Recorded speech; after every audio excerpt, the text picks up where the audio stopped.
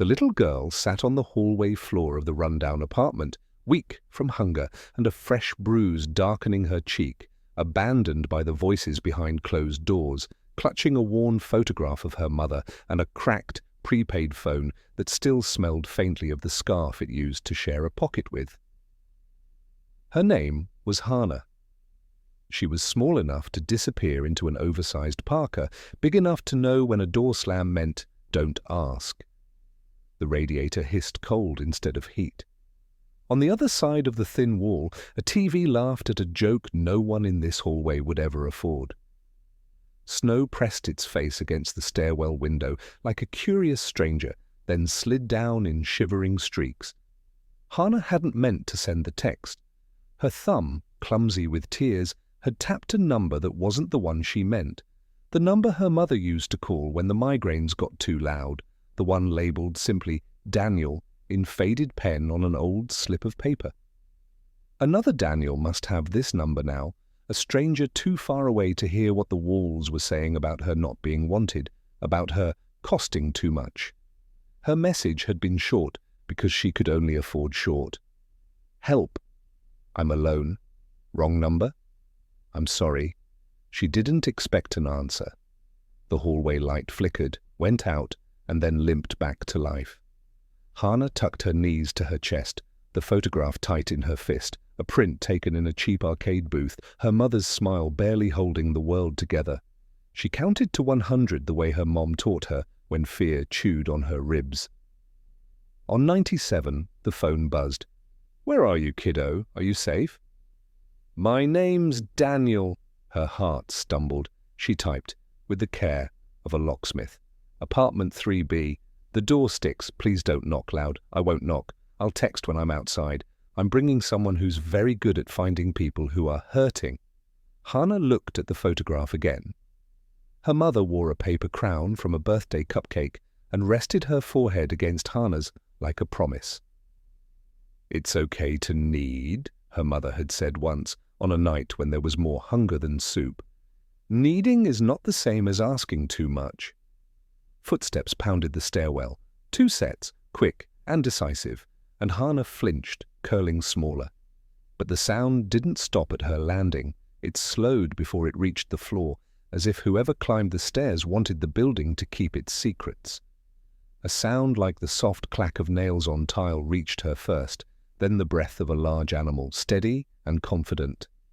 A hand didn't knock. It ghosted the metal of the doorknob. The phone buzzed again. "I'm here. Open if you want to. No pressure."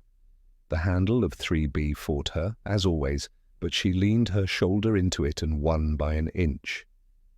He was there, older than the military posters in the subway, younger than the grief in his eyes. A weary soldier in his 40s, snow caught in the seams of a camouflage parka and the lines around his mouth. Beside him sat a German shepherd, still as a statue, save for a wag of tail that started small and grew as Hannah's gaze met his. "Hi, Hannah," the man said softly, not crossing the threshold. "I'm Daniel." "This is Cato. He's my partner." He can hear a sad heartbeat from a block away. Cato lowered himself to the floor, chin between paws, ears forward, asking permission with his whole body. Hannah did not move. She had learned to wait, to measure. "You texted the wrong number," Daniel said. "May we come in?" Her eyes darted to the end of the hallway. Down there, behind another door, a neighbor with too many opinions had already made a phone call that hadn't been about compassion. If she let this stranger in, there would be a price. There was always a price. But Cato made a small, hopeful sound that no one would call a whine, and no one could mistake for anything but kindness. Hannah stepped back. The door opened wider, admitting snow and men who knew how to carry it without dripping. Cato entered first, as if he wouldn't set a single paw where fear had not given consent. Daniel followed, shutting the door behind him with the quiet of a man who'd lived on edges sharper than this. "Can I sit?" he asked, pointing to the floor across from Hannah, not the couch with stuffing peeking out like weeds. She nodded. He sat. The room felt a tiny bit larger simply because he took up space without taking any from her. He unzipped a pocket and set a protein bar, still in its wrapper, on the floor between them, the way you might set a lantern in a dark cave. For later or now? Her stomach clawed. She picked it up, then paused. She swallowed. I can't pay. It's a gift, Daniel said, not a test. She broke the bar in half. One half went to Cato. The dog accepted it with ceremony, teeth careful, eyes grateful. The other half she tucked into the pocket of her parka for a tomorrow she wasn't sure would come. Then, as if remembering a rule too often broken, she held the remaining piece out to Daniel. He shook his head. Eat. Hana bit, eyes closing for the seconds it took sweetness to remind her body what it meant to be seen. When she opened them again, Daniel was looking not at the bruise but at the photograph in her hand. Your mum? He asked. She got sick, Hana whispered. Then the lady who said she'd help said, help meant I had to be good. Quiet. Cheap. Hana's voice folded inward. She said I was too much for a sandwich. Cato scooted forward until his shoulder touched her shin. She didn't flinch this time. Her fingers found the thick fur at his neck, and her breath evened out like a frightened song finding its second verse. My job, Daniel said, used to be going where loud things happened. After I came home, my job became noticing quiet things, like hungry kids in cold apartments, like texts that say I'm sorry before they say help. Hana pressed the photograph to her lips. If you're a soldier, can you order the bad days to stop? Daniel smiled with one side of his mouth. I can't order them. But I can stand between you and them until they get tired. He checked his phone, then lifted his eyes. A thing I need to say, because the world is bigger than this hallway. He took a breath and, in a tone that somehow didn't feel out of place in the small room, spoke directly into the quiet. Before we begin, let me know where you are watching from. Leave your country name in the comments below. And if you love stories about courage, loyalty, and community, be sure to subscribe so you don't miss the next stories. Hana blinked. The words were strange and warm at the same time, like a church announcement in a kitchen. Daniel rubbed the back of his neck, a little sheepish. I help tell stories, he said. Stories make help travel faster. Cato lifted his head, ears swiveling toward the window. The dog's posture tightened in a way Hana didn't yet have a name for. Daniel had a name for it. Incoming. What do you hear, partner? He asked quietly. Cato answered with a single, contained bark that made Hana's bones ring like a bell. Daniel stood and crossed to the blinds, splitting them with 2 fingers. Outside, black jeeps rolled to a stop in front of the building, tires hushed by fresh snow, no lights, no insignia. Doors stayed shut, engines idled like a threat. Daniel didn't curse, but his breath changed shape. He touched his phone once, twice. No service. The storm had folded the tower into its cold pocket. Do you know those cars? He asked. Hana shook her head. The lady has friends who come when she wants people to be afraid, she said, almost apologizing. Sometimes they wear coats that say security, and sometimes the coats don't say anything at all. Her voice dropped to a thread. Sometimes they take things. What things? Phones, she said, and looked down at the cracked one in her hand. People. Cato moved to the door, placing his body between it and Hana. Daniel scanned the room, counting exits, angles, furniture that could become a barricade. He crouched to Hana's height, the lines beside his eyes softening. I need you to do something brave, he said. Brave doesn't mean big, it just means true. Stay right behind me. Keep a hand on Cato's harness. When we move together. Hana nodded. The photograph trembled in her fist. She tucked it inside the phone case, where the plastic was chipped, but the space was warm from her palm. Seconds stretched like old taffy. A fist hit the main door of the building downstairs, once, twice. The stairwell amplified the sound until it felt like it came from inside their ribs. A male voice called out in a tone that wore politeness like a mask. "Evening, routine welfare." "Check." "They don't come at night," Hannah whispered. "Not for good reasons." The knob of 3B twitched. Daniel had locked it as soon as he came in. He slid the chain across now, the thin silver of it a poor joke, but jokes could sometimes slow down fear. Cato gave a deeper bark, the kind that said no further in every language. Footsteps multiplied in the hall. Someone tried 3C. Another hand tested 3B again, harder, like a question losing its patience. Daniel leaned close so only Hannah could hear him. "Whatever happens," he said, "you are not too much for a sandwich. You are a child, and children are allowed to exist." Hannah's eyes shone like the radiator wished it could. She pressed her cheek to Cato's shoulder, and the dog shifted just enough to carry her weight. The peephole darkened. A face hovered inches away on the other side, the glass turning his features into a smudge of intention. "Open up," the voice said, the mask slipping a little. "We're here for the girl." Hannah's breath hitched. She looked at Daniel's hands, steady, at Cato's stance, certain, at the photograph, now safe against her phone. Her mouth moved around words that had lived inside her for too long, that finally wanted to be heard by someone who would not use them as a weapon. "Please," she whispered, the sound so small it had to be brave to exist at all.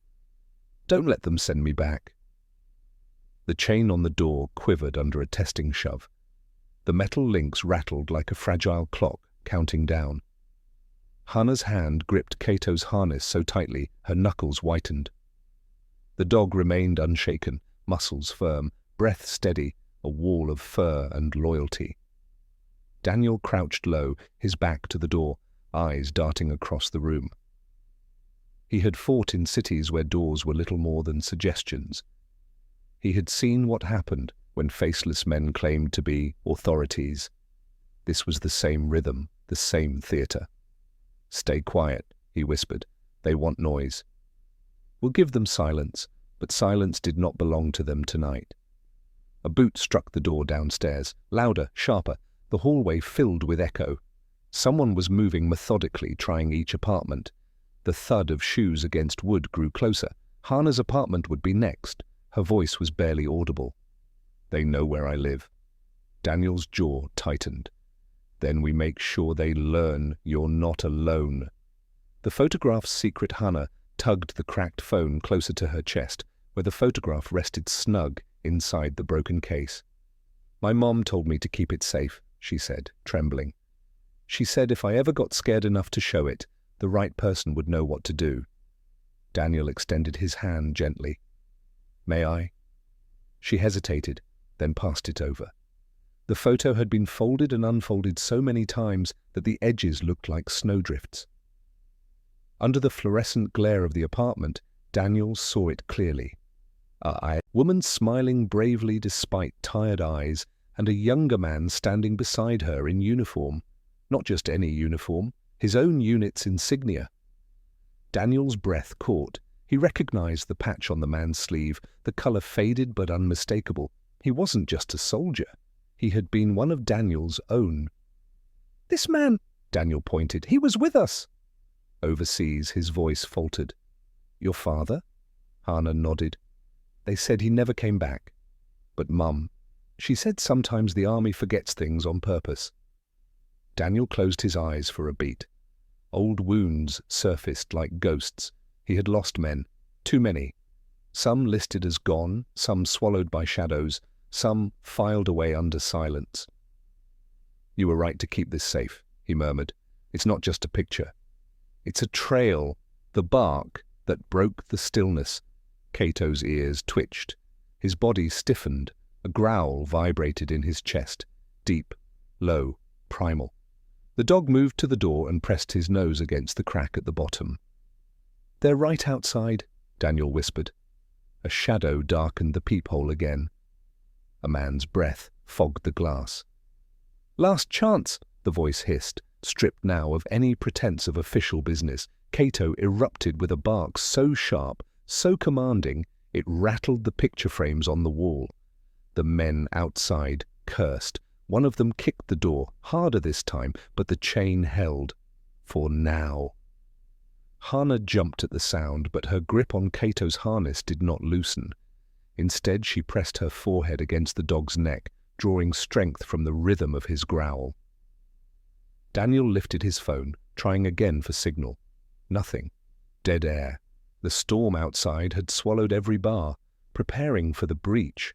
"They'll try again," Daniel said, scanning the apartment. His eyes landed on the back window, half frozen shut, leading to a narrow fire escape. "That's our out." "But it's high," Hana whispered. "I've jumped higher with heavier burdens," Daniel said. "You're not a burden, Hana." "You're the reason," he moved to the window, prying it open with the edge of his combat knife. Ice cracked loose, scattering to the floor. A gust of winter air rushed inside, making the curtains thrash.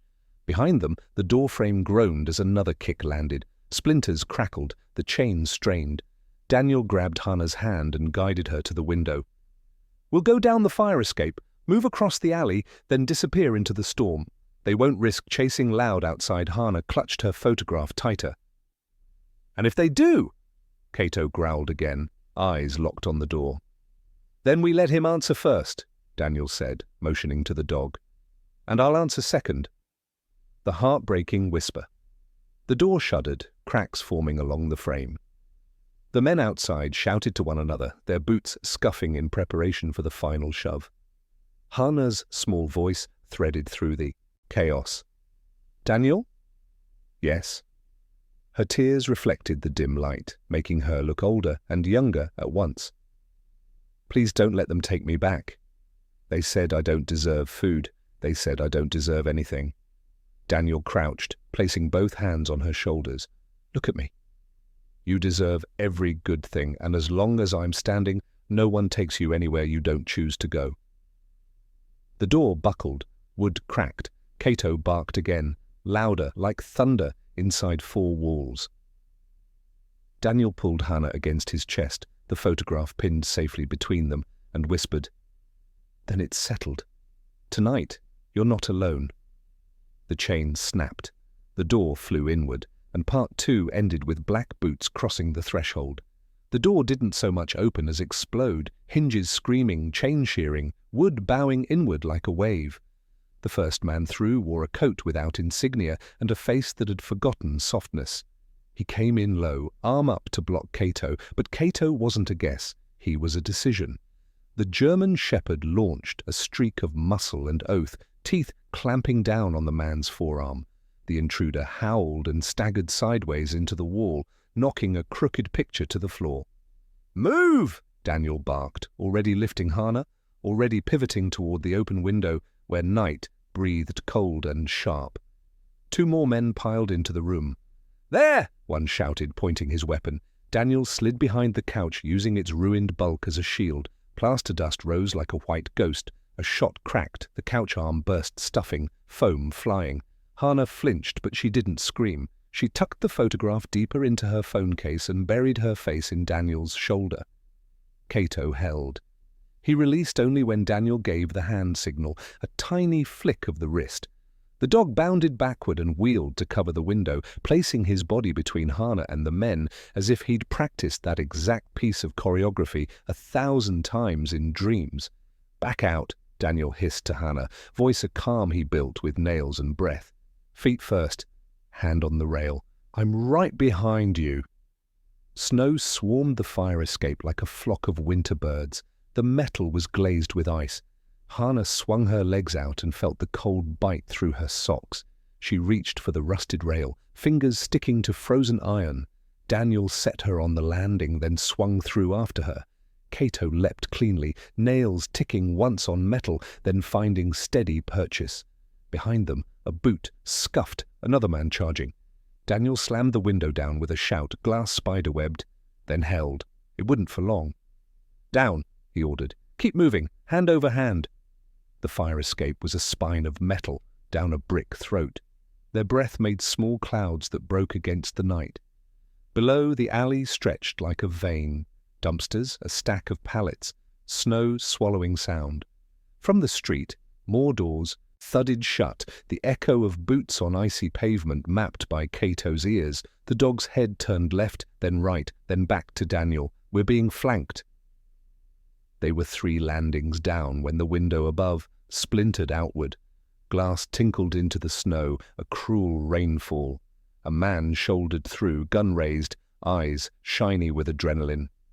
Cato's bark boomed, deep enough to shake snow from the fire escape rails. The man hesitated, only a blink, long enough for Daniel to grab Hannah and take the next flight in a controlled slide, boots kissing each step fast, his body turned so hers would not hit the rail. "Left at the bottom," Daniel said, already seeing the route. Dumpster to alley, mouth to the narrow slice between 2 buildings where wind formed a white tunnel. "We break line of sight and vanish." "What if they see us?" Hannah's voice was thin, threaded with frost and fear. "Then they'll see my back, not yours," he said, "and that won't help them." A red glow pulsed at the alley's mouth, brake lights from the black jeeps idling at the curb. Doors opened in the street. Shadows poured into the alley like oil. One of the men shouted into a mic pinned inside his collar, "South side! Fire escape!" Cato beat them there. He hit the last landing and planted, hackles up, stance low. Daniel vaulted the final 3 steps and landed beside him, rolling Hannah behind the shelter of a dumpster marked with graffiti that had learned to live with the weather. A man rounded the corner, slipped, his heels skated on black ice, and he pinwheeled into a pile of cardboard. Daniel took the opening and drove his shoulder into the man's chest, then chopped at the wrist that held the gun. The weapon clattered into the snow and disappeared beneath the thin crust like a swallowed secret. Cato lunged at the second man's thigh, tearing fabric and courage in equal measure. "Go!" Daniel said, pushing Hannah toward the narrow cut between buildings. She ran, small feet slipping, lunchbox-sized heart pounding against a ribcage that had learned how to be a drum. The pass-through was barely wider than her shoulders. Daniel followed sideways, breath loud in his ears, Cato backing through last, facing the alley, moving like a tide that refused to retreat. They emerged into a courtyard behind a laundromat. Metal chairs half buried in snow, a string of dead Christmas lights, a door with a sign that read, "Employees only," peeled halfway off. The storm had turned every edge to a decision. Daniel tried his phone again, angling it into the little cathedral of metal formed by the courtyard chairs. A bar flickered, then died. He cursed under his breath. No cavalry, just them. He scanned the service door. A rusted padlock held it. Stupid lock, old lock. He jammed the tip of his knife into the frozen hasp, wrenched sideways. The metal shrieked and gave way. He ushered Hannah inside, flipped the deadbolt, and pulled the bolt cutters off a wall. Hook that had been holding a coil of industrial hose. The warmth inside was enough to fog the edges of his vision. Dryers hummed beyond the back room, lint floating in the air like grey snow. "Stay close," he told her, easing them through the maze of carts and detergent boxes into the main laundromat. Fluorescents buzzed. A woman in a wool hat looked up from folding towels. Her eyes widened, then narrowed. She seemed about to ask a question, then saw Cato's posture and decided not to. People who had lived long with scarcity knew how to recognize a moment and let it pass. Daniel raised 2 fingers to his lips. Quiet. He moved toward the front door, peered through the blinds. The jeeps were still out there, idling, exhaust drawing soft dragons on the cold. 2 men crossed the street, scanning windows with their hands cupped against the glass. One pointed at the laundromat. Daniel drew the blind an inch lower. He had 60 seconds, maybe less. "Is there another way out?" he asked the woman. His voice held a plea, wrapped in steel. She jerked her chin toward the back. "Through the boiler room." "Service hatch opens to the next block's alley," she whispered. Her voice had the accent of someone who had learned English alongside hard work. "But hatch is small. For kids, not men." Daniel's eyes cut to Hannah. She clutched her phone with the photograph tucked inside, like a pulse. "She fits," he said. "Does it lock from outside?" No. The woman hesitated, then pressed a key into his hand. But the yard gate does. Blue padlock. My brother's truck is parked across the way. If you make it that far. She shrugged. If was a hard country. Go. He wanted to thank her and couldn't afford the time. He nodded once, the deep nod of someone banking a life debt, and steered Hana back through the swing door with Kato. The boiler room was an iron heart, heat thudding like a big drum. Sweat beaded on Daniel's neck, the sudden hot breath clashing with the cold, still clinging to his clothes. He found the hatch, a square panel near floor level, paint flaking, screws rusted. He pried it open with the knife and shoved aside a drift of old leaves. On your belly, he said. I'll slide you. Kato will go first and wait for you on the other side. Hana stared at the darkness beyond the hatch. It smelled like old pennies and rain. She swallowed, then nodded. Okay? Kato, Daniel whispered. He tapped the ground twice. The dog lowered, crawled forward, and slipped through like water, finding a crack in stone. His tail vanished. A soft scrape on the other side told Daniel the shepherd had landed and turned, ready to receive. Your turn? He kissed his palm and touched it gently to Hana's hairline, an old superstition he'd picked up from medics. Straight through. It's only 3 feet. She lay down, clutching her phone and the photo flat against her chest. Daniel cupped his hands around her boots and guided her in. For one terrifying second she stuck, Parker snagged on a jag of metal. She could have panicked. She breathed instead the way he'd shown her, 3 counts in, 3 out, and then she was through, the world narrowing to a tunnel of faith and coming out the other side into Kato's careful teeth on her sleeve, tugging her clear. Voices spilled into the laundromat. The front doorbell jingled, too cheerful for the moment. Evening, a man called, oily smooth. Welfare check. Daniel slid into the hatch, feet first, shoulders compressing, ribs caging his breath to make more room. He got stuck where Hana had, let the discomfort be information, not instruction, exhaled hard and flowed through, the world rearranging itself around the fact of his intent. He came up into the next building's crawl space, then into a shadowed passageway that smelled like damp concrete and old soap. Kato stood over Hana like a lighthouse in fur. Good, Daniel said, and meant it like a prayer. Outside, in the second alley, snow fell unbothered by men and their plans.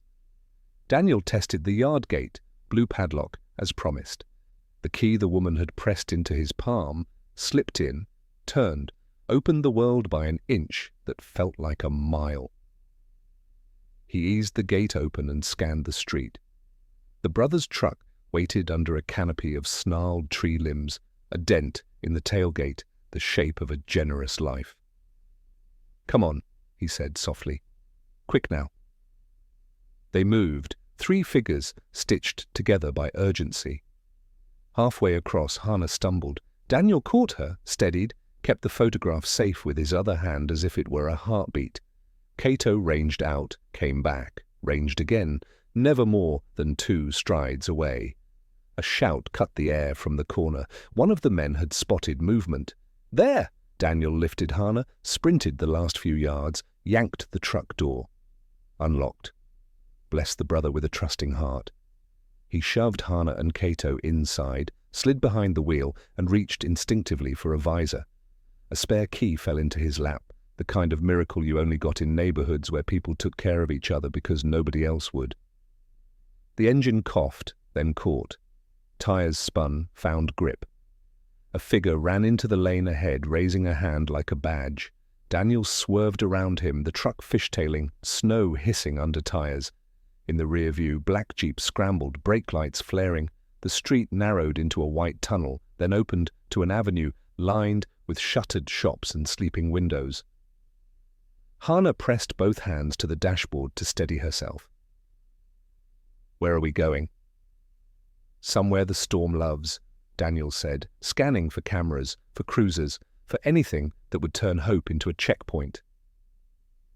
And somewhere that doesn't belong to them.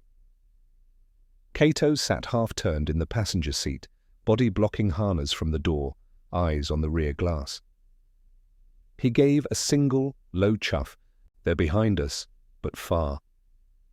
Daniel exhaled. Far wasn't forever. But it was enough to think. He checked the mirrors, then looked at Hana. "Your father," he said. If he wore that patch, he wasn't just a name on a roster. He was someone who knew how to disappear. If he left you that photo, it's because you were the one person he trusted to bring the truth back. Hana's mouth trembled, but her voice didn't. "Will we find him?" Daniel tightened his hands on the wheel until the leather creaked. "We'll follow every thread." Behind them, the jeeps turned onto the avenue, headlights carving lines through the snowfall, gaining. Ahead, the road split, left toward the river, right toward the train yards where tracks stitched the city to its hinterlands. Kato's ears tipped forward. Daniel read the question in them and answered with a nod. "Right," he said, and spun the wheel. The truck's rear swung wide, then bit. The jeep swung too, tires whining. Hana slid closer to Kato, the phone warm under her palm, her mother's smile looking up at her through scratched plastic, like a lighthouse not built for ships, but for girls. She pressed her forehead to the dog's shoulder and whispered a promise to the person on the other side of the photograph. "Daddy," she breathed, just loud enough for Faith to hear. "We're coming." And the storm opened its hands to receive them, while the black jeeps poured after, and the train yard lights a few blocks ahead flickered alive like an invitation that might also be a trap. The truck rattled across a bridge where snowflakes fell sideways, chasing the river wind. Hana clutched the cracked phone tight to her chest, the photograph hidden inside like a heartbeat. Kato pressed his shoulder against her, his ears pricked to the rear window, where twin beams of black jeeps cut through the storm. Daniel's hands were steady on the wheel, though his jaw ached from clenching. He had spent half his life reading battlefields, and this one was no different. Alleys, shadows, bridges, choke points. But this time there were no platoons, no air support, no maps with neat circles.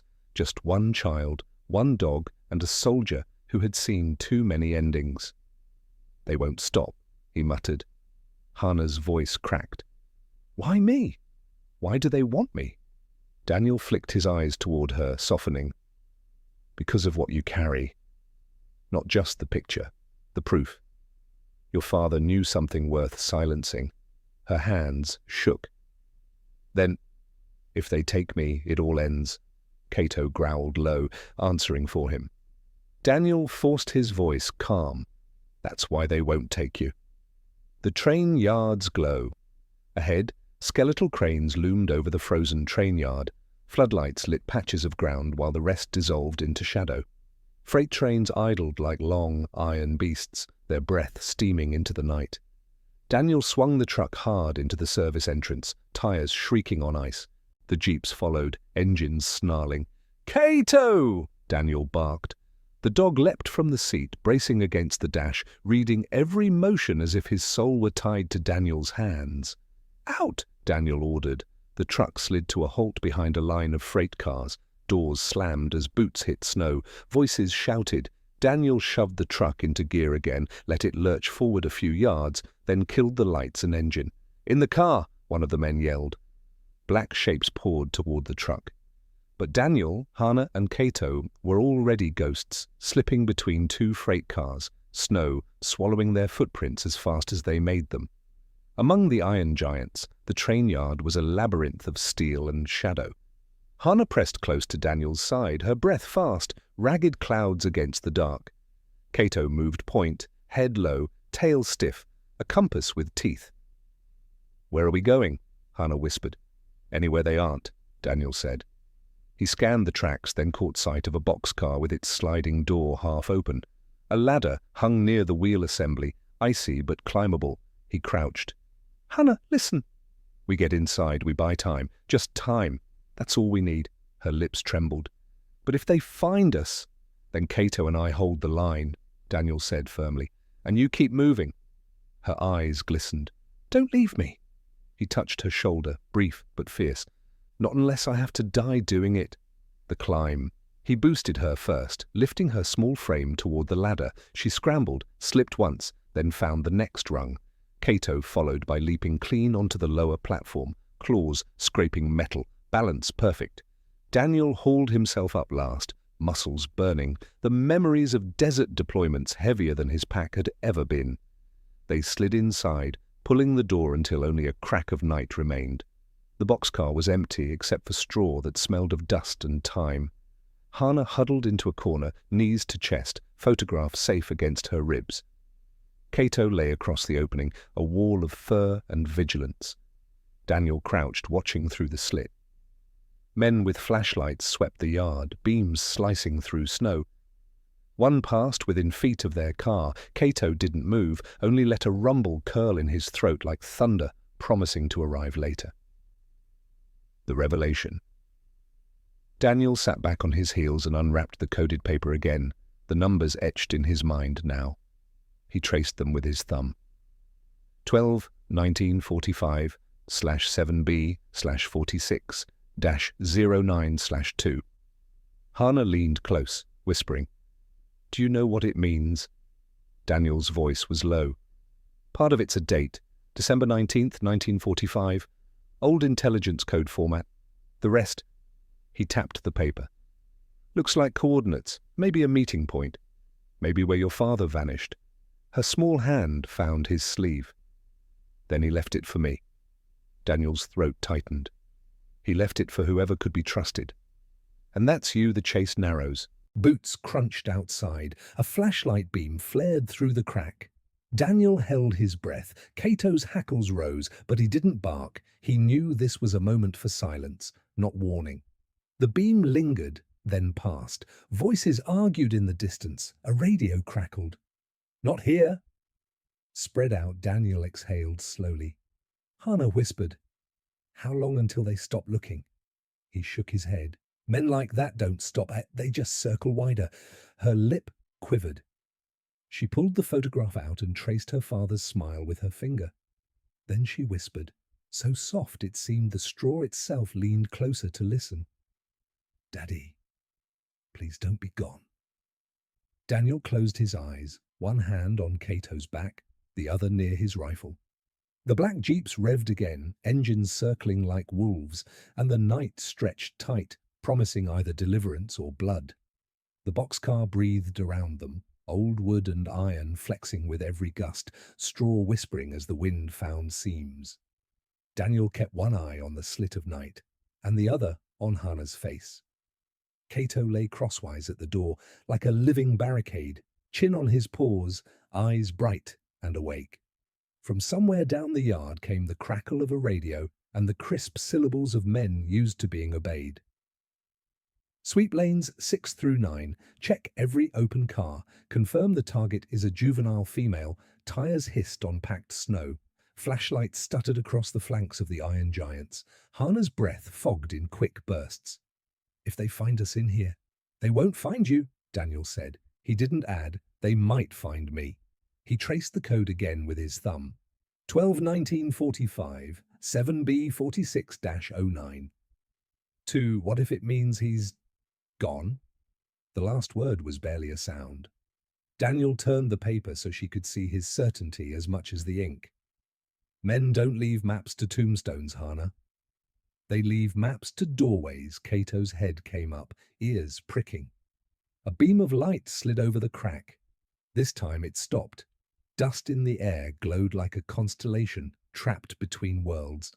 A shadow leaned close, breath fogged white. "Clear," a voice said. The beam moved on. Daniel let out the breath he'd been holding. Cato did too, a faint, almost human exhale. They waited while the searchline crept away, while gaskets hissed and a distant engine coughed to life. Finally the yard settled into its old language. Steel creaks, the clack of a switch throwing, the thud of a coupler kissing a knuckle. "We're not staying," Daniel murmured. "We're riding out." Hannah glanced toward the door. "On the train?" "On the train." He drew a small multi-tool from his pocket. And if we're lucky, not with company.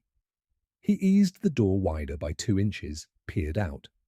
Their car sat 3 down from a string of boxcars coupled to a waiting diesel, one of the short switchers with a battered orange nose and a habit of idling like a smoker's cough.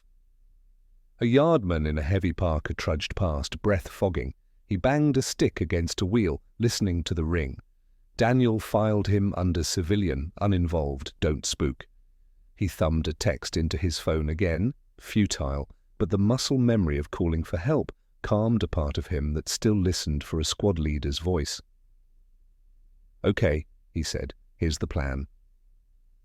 We slide this door just enough. When the switcher bumps us, we use the noise to cover our move. We ride out. If they jump aboard, Cato and I make them reconsider." "Where do we ride to?" Hannah asked. Daniel looked past the yard lights toward the black ribbon where the tracks vanished into the storm. "A signal house at mile marker 4609, Sector 7 Bravo." He touched the code. "It's a guess. But it's the first guess that feels like a memory." Hannah turned the photograph over. On the back, traced faint in pencil, was a child's attempt at a star. Her mother's handwriting curved beneath it. "Trust the quiet ones." "Like Cato," she whispered. Cato thumped his tail once, as if he'd read it. The yard shuddered. The switcher snapped the slack out of the line with a heavy clunk. Daniel used the jolt to yank the door wider and, in the same motion, boost Hannah to the side step and inside again. Cato sprang like a coiled spring, landing with a soft thud. Daniel swung up last, grabbed the inner grab iron and slid the door mostly shut, leaving an inch of winter to watch them leave. The engine took the strain and the whole world began to move, slow enough to doubt, then steady enough to believe. Snow peeled away from the tops of cars and lifted into the night like the souls of old winters. Yard lights fell behind. The black jeeps repositioned beyond the fence, headlights pacing, then dropping away as the train crossed the perimeter. For 3 long minutes nobody chased. Hannah loosened her grip on the phone. Her shoulders slumped with a child's sudden exhaustion. Then she rallied, chin tilting with defiance that didn't quite reach her eyes. "Is this stealing?"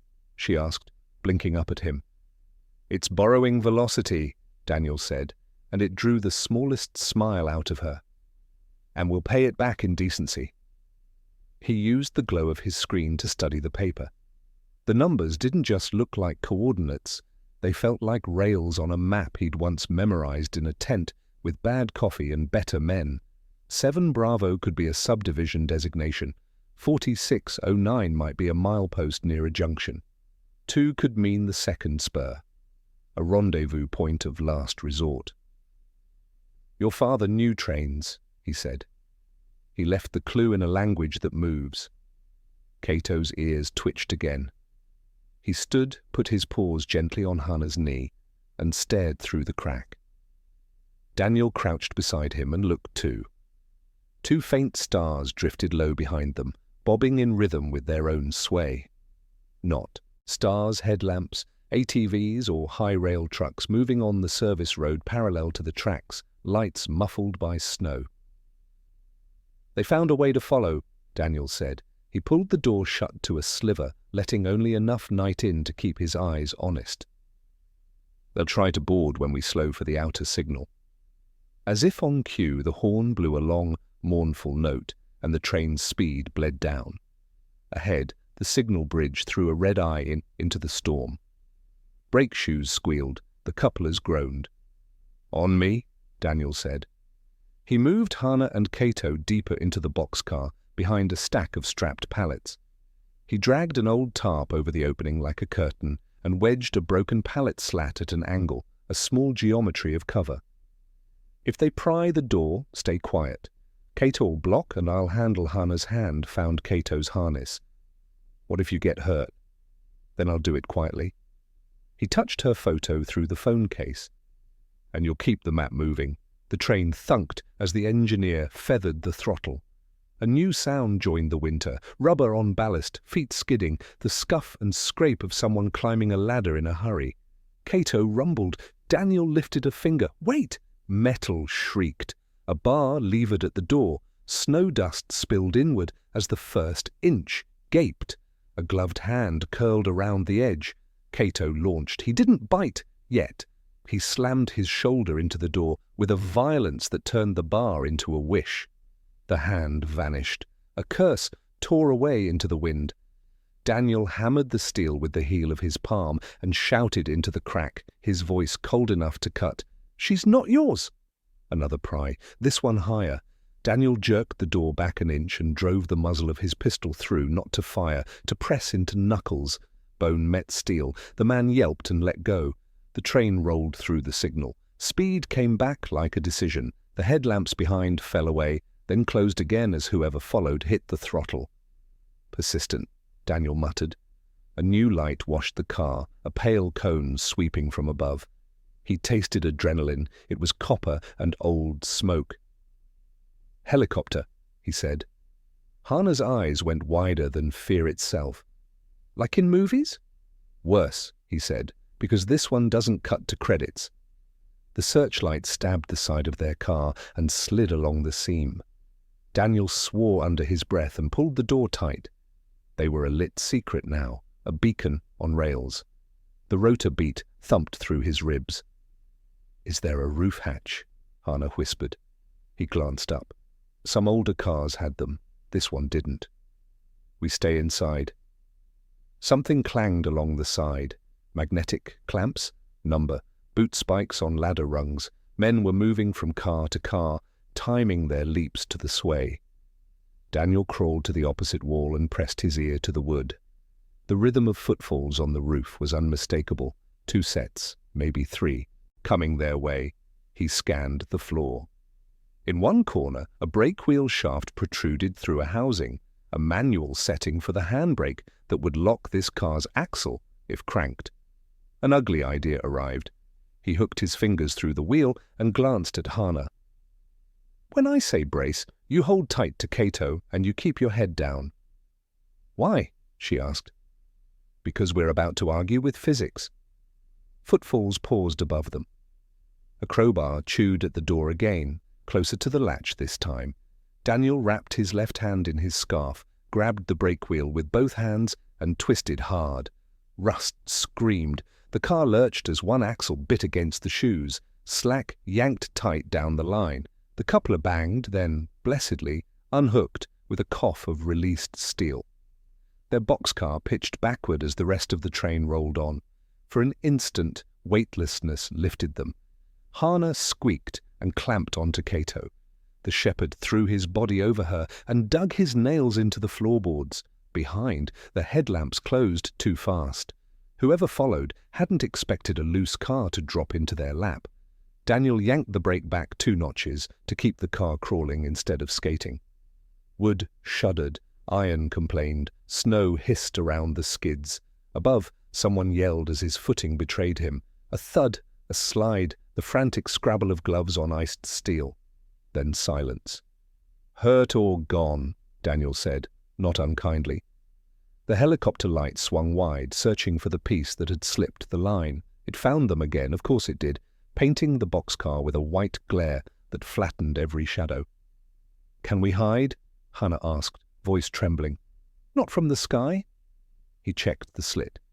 The loose car rolled toward a diverging track, an old spur that peeled off into a stand of dead weeds and an abandoned loading dock.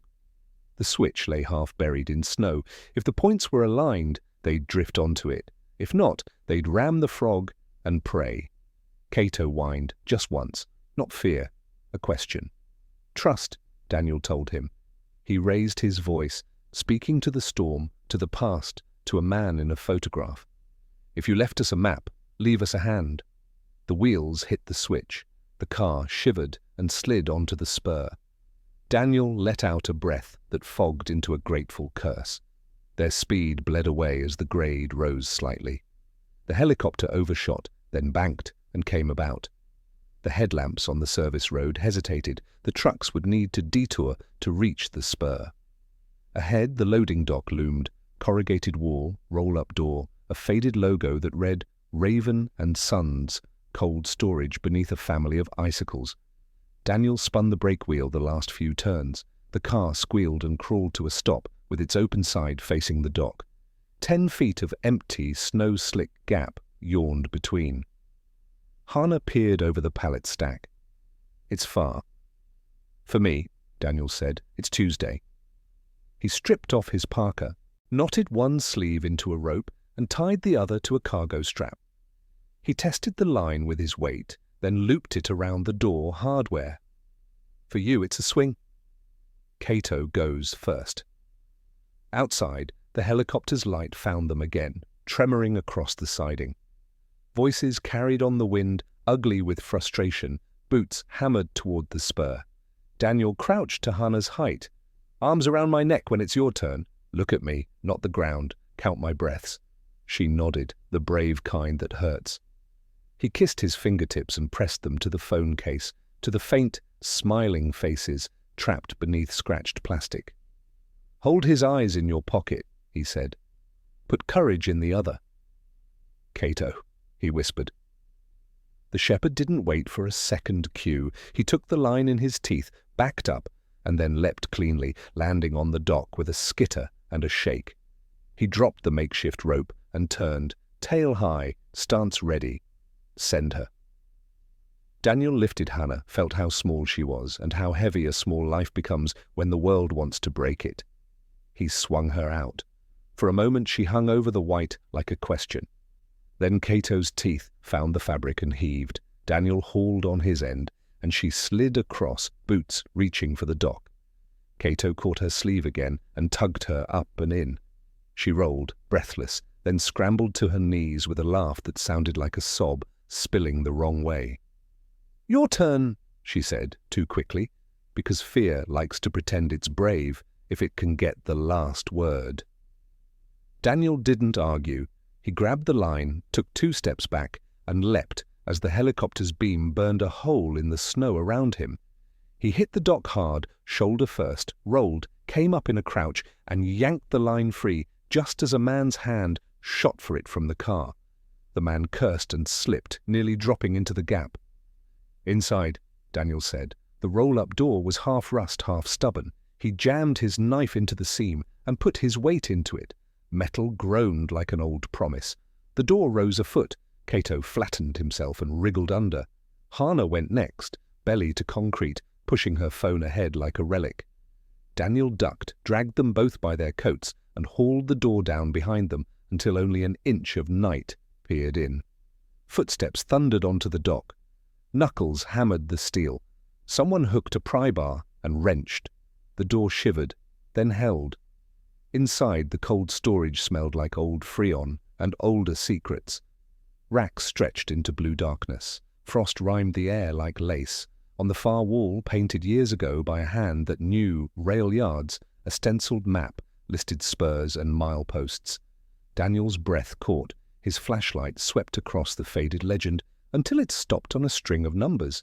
MP 46.09, Siding 2, SB 7. Hannah's hand found his.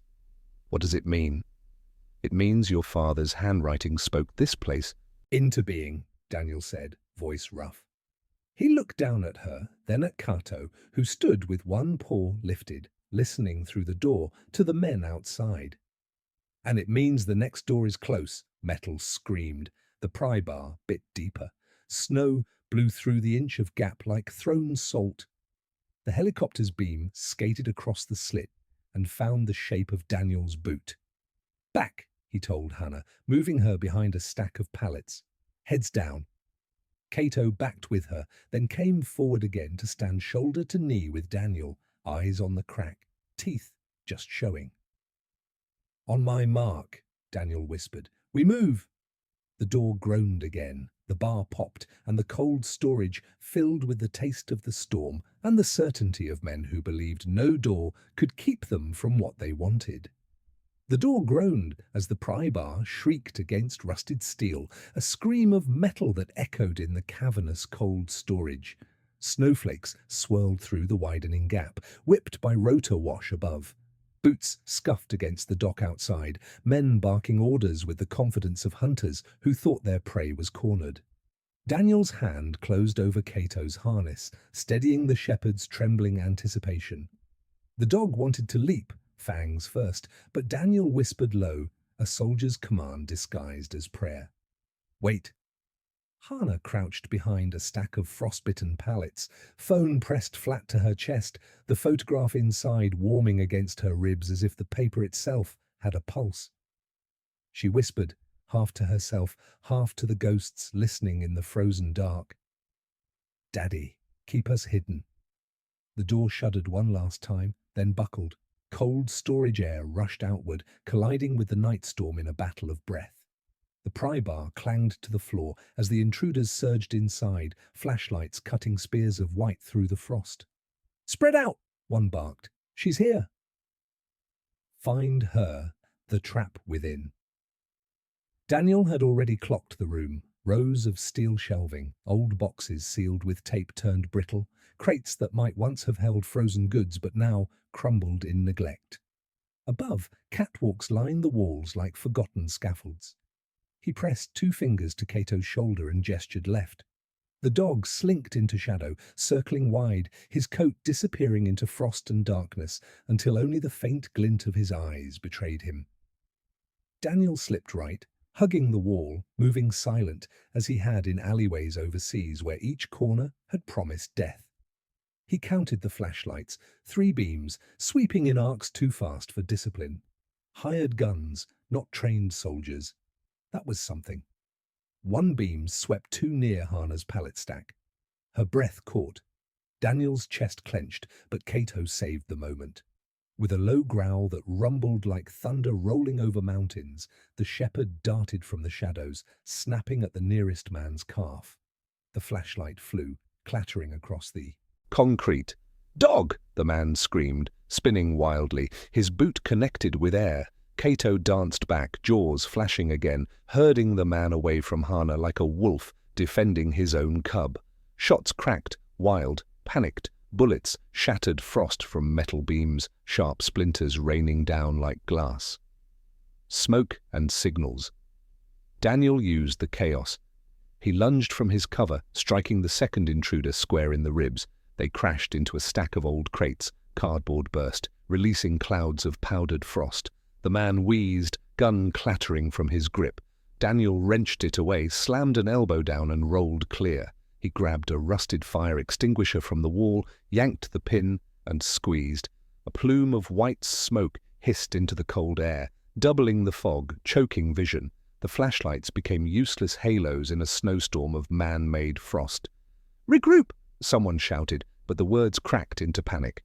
Through the haze, Daniel crawled back toward Hana, pressing a finger to his lips as he reached her. She nodded, tears frozen on her cheeks, clutching the phone so tightly her knuckles were bone white. The wall of faith. The third intruder stumbled close, coughing through the extinguisher fog. He tore his scarf down, eyes watering. Through the haze, his beam caught Hana's face. "There!" Daniel didn't hesitate. He surged upward, putting his body between Hana and the gun's muzzle. The shot roared, deafening in the enclosed space. Wood splintered inches from Hana's head. Cato hit the man from the side like a storm-given flesh. They tumbled hard into the concrete, guns skittering away. Cato's jaws clamped down on the man's wrist until bones creaked like old timber. Daniel hauled Hana to her feet. "Move!" The hidden door. Through the fog and chaos, Daniel spotted it, a steel hatch on the far wall, nearly hidden by frost and stacked crates. Above it, painted letters nearly erased by time. Sub-level access.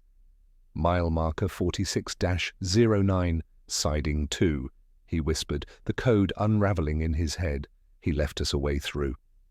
He dragged the crates aside, every muscle burning, while Hana clung to his sleeve. Cato released the screaming man and bounded back, muzzle stained with a dark line. Bullets sparked off shelving. The remaining intruders fired blind into fog, shouts cracking into curses. Daniel threw the hatch open. A stairwell breathed cold air up from below, darker and deeper than anything above. "In," he ordered. Hana's lip trembled. "It's so dark. It's ours," Daniel cut in. "Go." She slipped inside, phone still clutched like a talisman. Cato followed, shoulders brushing the hatch frame. Daniel ducked in last, slamming the hatch behind him. A bullet struck where his head had been a moment before, the ricochet whining like a cruel laugh.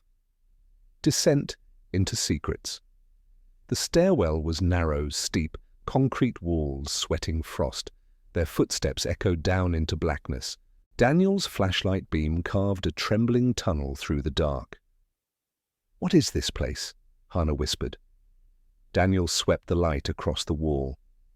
Stenciled letters bled through the frost. SB7 Cold Archive. "It's where your father wanted us to go," Daniel murmured. Behind them, fists hammered the hatch. Voices roared, but steel and rust would buy them time. For the first time that night, Daniel felt not just pursued, but guided. He looked down at Hannah, who hugged her phone to her chest, and then at Cato, who trotted close, ears forward. "Hold on," he whispered. "We're not running anymore, we're following." And the stairwell swallowed them into a silence so deep it felt almost holy. The stairwell spiraled downward, each step echoing like a drumbeat into the frozen dark. Frost slicked the concrete, and Hannah nearly slipped more than once, saved only by Daniel's steady hand. Cato padded between them, his paws silent, his body taut as a bowstring. The deeper they went, the more the world above seemed to vanish. No storm, no headlights, no helicopter roar. Just silence, dense and heavy. At the bottom, Daniel's flashlight beam brushed across a steel door painted decades ago, the words nearly erased, SB7 Cold Archive. The padlock hung broken, rust corroding it to powder. Someone had come before them. Daniel's chest tightened. "Your father." He pushed the door open. It groaned on hinges unused for years, revealing a cavernous chamber lined with metal shelving. Frost clung to every surface. Rows of crates and file boxes stretched into darkness, labels faded but legible under the beam. Operations/personnel/classified. Hannah's eyes widened. "It looks like a library." "A library of secrets," Daniel said grimly. "Ghosts of the past." They stepped inside, the air biting colder than the snow above. Daniel swept the light across the shelves, stopping when something glinted, a military patch pinned under glass on one box, the same insignia Hannah's father had worn. Hannah gasped. She reached for it with trembling fingers, but Daniel stopped her gently. "Wait. Some of these could be traps, places like this. They're built to keep truths buried." But Hannah shook her head. "No, Daddy wanted me to find this." She pulled her cracked phone from her pocket and shone its faint glow across the box. In faded marker, beneath the patch, were 4 words. "For my daughter." Daniel's throat went dry. He was here. Cato pressed his muzzle against the box, whining softly, as if recognizing a scent only he could detect. The file, Daniel tore the box open with his knife.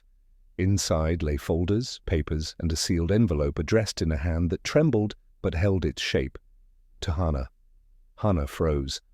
Her lip trembled as she touched the envelope, fingers grazing the handwriting she hadn't seen in years, but somehow knew in her bones.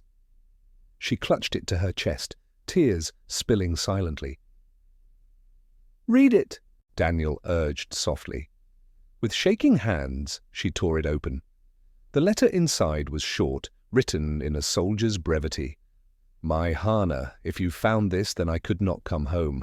But know that I never stopped fighting for you. There are men who profit from silence, from taking food and futures from children. I could not stand with them. I had to disappear. Trust those who protect without asking. Trust the quiet dog. Trust the one who listens. They will carry you the rest of the way." Her tears fell onto the ink, smudging it. He knew. He knew I'd need someone. Daniel's jaw tightened. He trusted me before we even met. The pursuers, close. In the moment of silence, shattered, faint banging echoed from above, the stairwell reverberating with voices. The men had breached the hatch. Their footsteps rang as they descended. "They're coming," Daniel muttered. He pulled Hannah close. We can't stay here. We take what we can carry and move. He grabbed the envelope, a handful of files stamped with dates matching the code, and shoved them into his rucksack. Hannah clung to the letter. We can't leave the rest behind.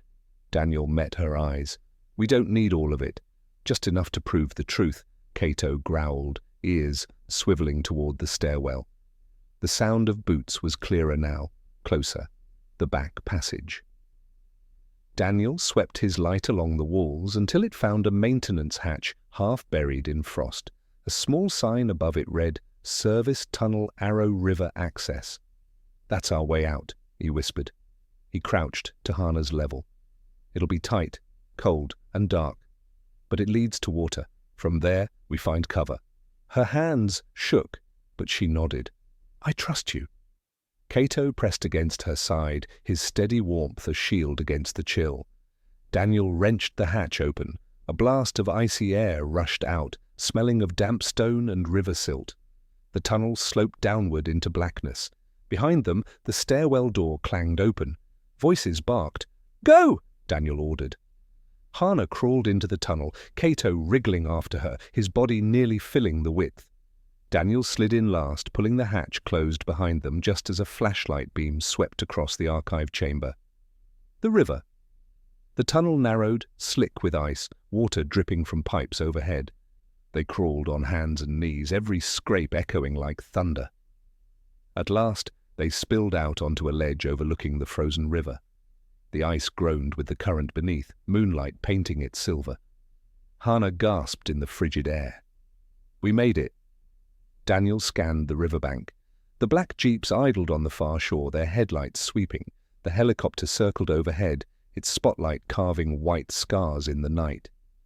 No, Daniel muttered. Not yet. They've locked the river too. He turned to Hannah, her father's letter clutched in her hands. We're out of doors, out of walls. From here, we move on, Faith. Hannah wiped her tears with her sleeve. She looked at Daniel, then at Cato, then back at the sky. Daddy said to trust the quiet ones. The river groaned again, as if answering. Daniel nodded. Then we step where it leads. And together they prepared to cross the ice while the enemy closed in. The river groaned beneath the weight of ice, a long, hollow sound that seemed to carry voices from another time. Moonlight glistened across its surface, fractured by ridges and cracks like scars. Hannah's breath hitched as she stared at the frozen expanse. It'll break, she whispered. We'll fall. Daniel crouched beside her, one hand steadying her shoulder. Ice is like people, he said. Looks fragile until you see how much it's been holding up all along. Step light. Trust the rhythm. Cato padded forward, nose to the wind, ears high. He tested the first steps onto the ice, claws clicking against the frozen skin of the river. His body shifted low, deliberate, weight spread carefully. He looked back once, giving Daniel a glance that said, It will hold if we do it right. Daniel nodded. See? Trust the quiet one. Hannah clutched her father's letter to her chest and stepped onto the ice. The chase across. Behind them, shouts erupted from the tunnel, flashlights stabbed outward, sweeping the frozen banks. A bullet cracked, whining into the night, and snow puffed where it struck. Go! Daniel barked. They half ran, half slid across the ice, following Cato's weaving path. Each crack beneath their feet sang like a threat.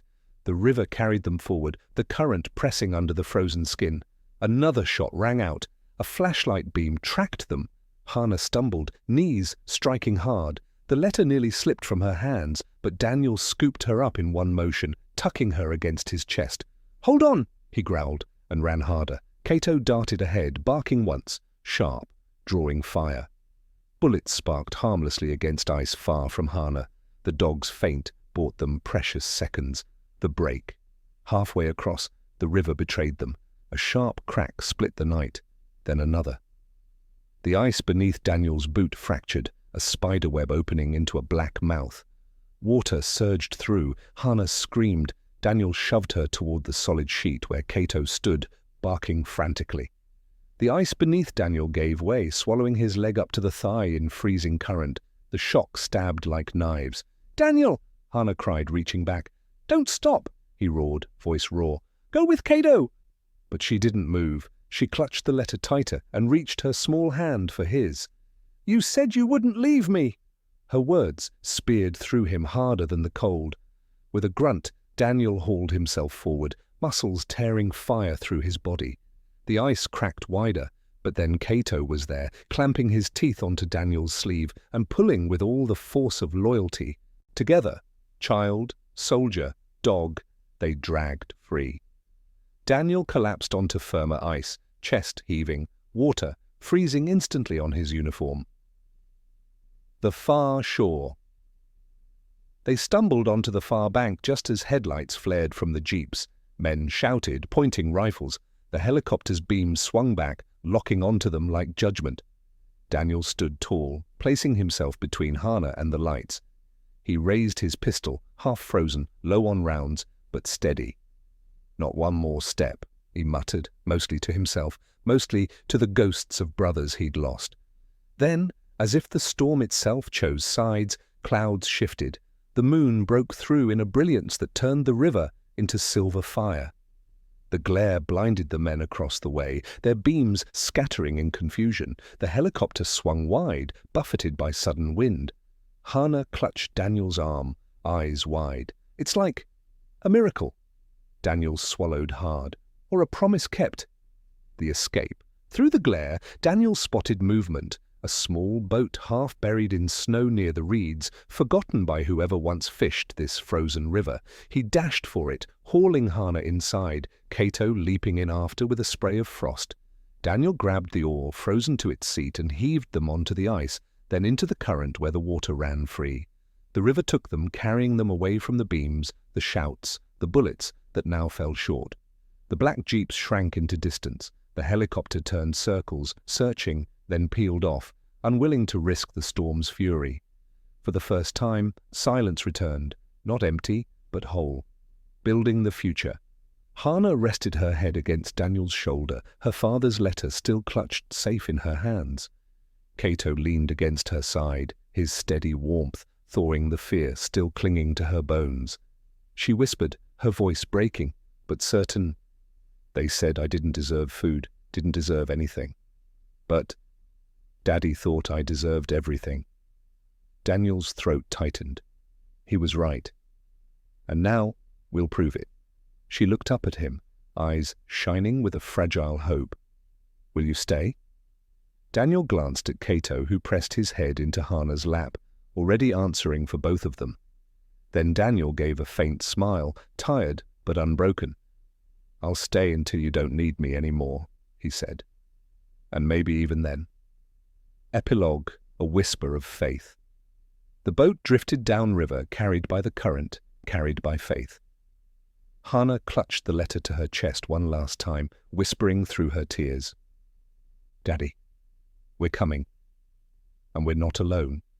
Above them, the moonlight cut through the storm, a quiet benediction. The soldier, the orphan, and the dog drifted onward, not erasing the past, but building the fragile, defiant shape of a future together.